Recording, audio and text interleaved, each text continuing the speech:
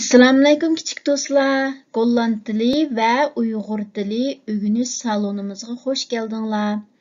Biz bugun sizlar to'limi yoqtirib yeydigan meva-chevalarning Golland tili va Uyg'ur tilidagi atalishini o'rganib o'tamiz.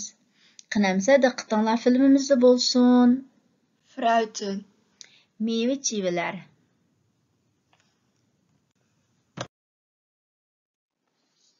Bosbessen. Eq üzümü. Aardbei. Böljürgen.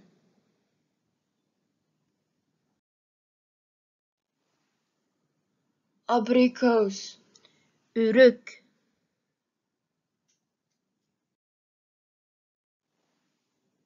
Ananas. Ananas.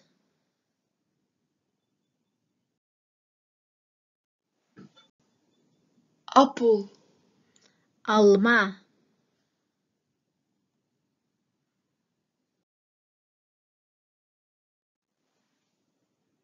Avocado. Avocado.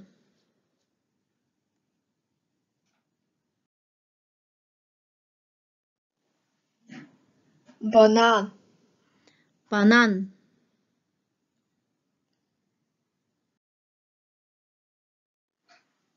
Brahman.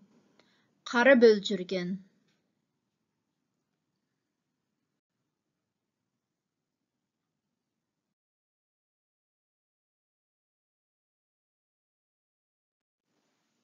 Bloedsinaasappel. Üzümsıman çoğ apelsin.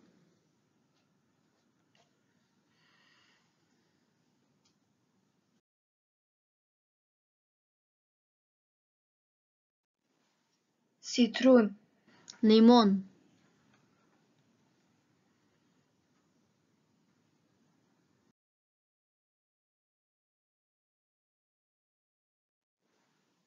Druiven. Üzüm.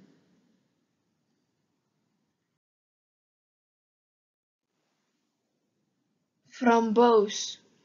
Malina.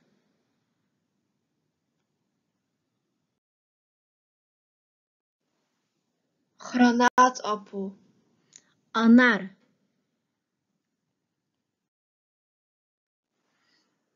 Kaki. Halva bidet. Kersen. Gilas.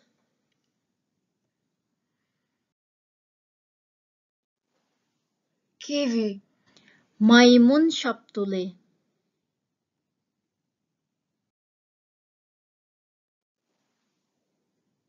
Kokosnoot. Kokos.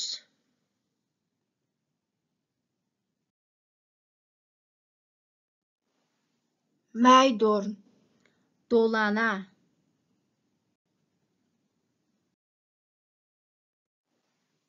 Liedje. Lici.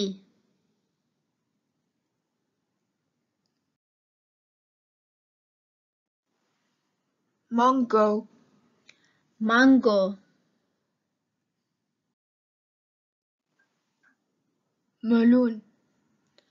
Hoğun.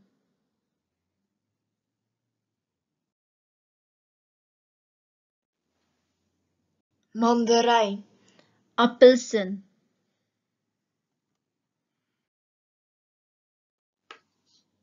Moerbei. Ücme. Witte moerbei. Ak ücme.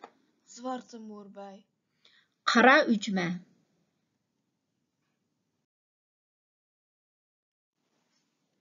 Nectarine. Toğaç. Peer. Neşpüt. Perzik. Şaptul.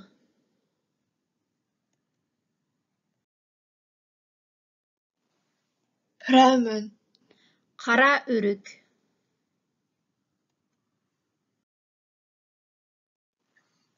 Kweepeer. Bihi.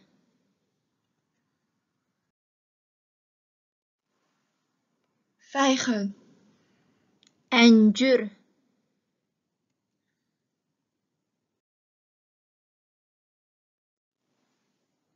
watermeloen, tavus,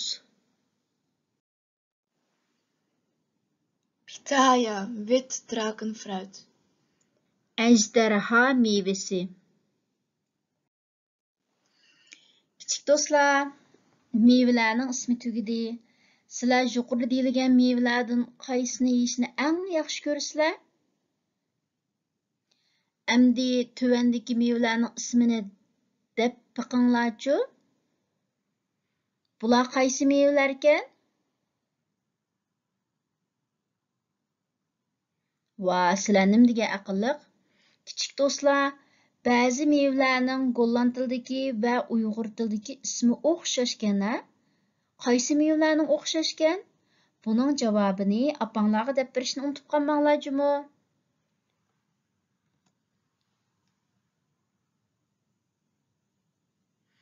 Ma'qul amsa kichik